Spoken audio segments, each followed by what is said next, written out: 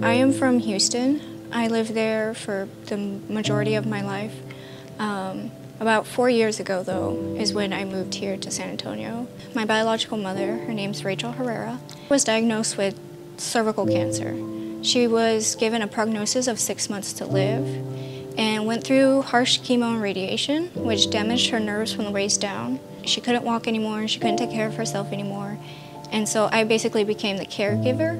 I had 2 little brothers at the time, Oscar and Nathan, so I also had to kind of step in and become their caregiver as well, trying to be the best big sister that I could be. As her cancer battle continued, because it went on for 6 years, everything just kept kind of getting worse and getting worse and getting worse, which made everything harder. You know, every day not knowing if my mom was going to wake up, and how would I explain that to my brothers? You know, how would our life, it could change in an instant. We moved here the last weekend of April in 2018, and my mom went on hospice care. It turned out that my dad, Dr. Lloyd Van Winkle, was the one on call. And we kind of grew a bond in the sense of he was there throughout the end of my mom's life. Eventually, he became, instead of just being, you know, my mom's doctor and caring and being there, he stepped down. My mom had a different doctor, and he became more family and support for us.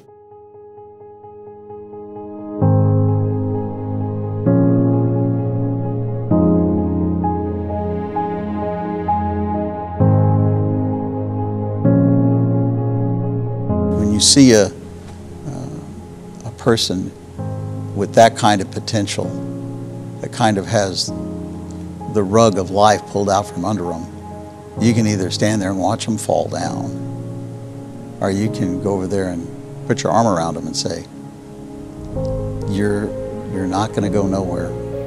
I don't think that, honestly, I could have done this without him and my now mom, Dr. Mary Wynn. I feel the purpose in life is to help others around you, because we're all connected.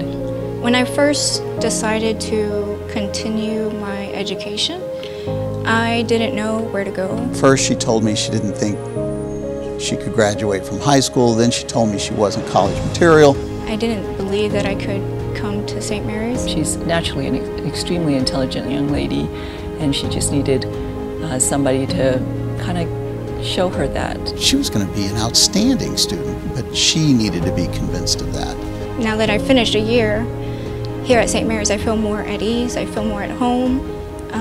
I really do like the connection I get to make with my professors, and I just really have come to love the atmosphere in the school itself. I see myself as an unlikely student because when the odds were against me, I faced them, and then I ended up here.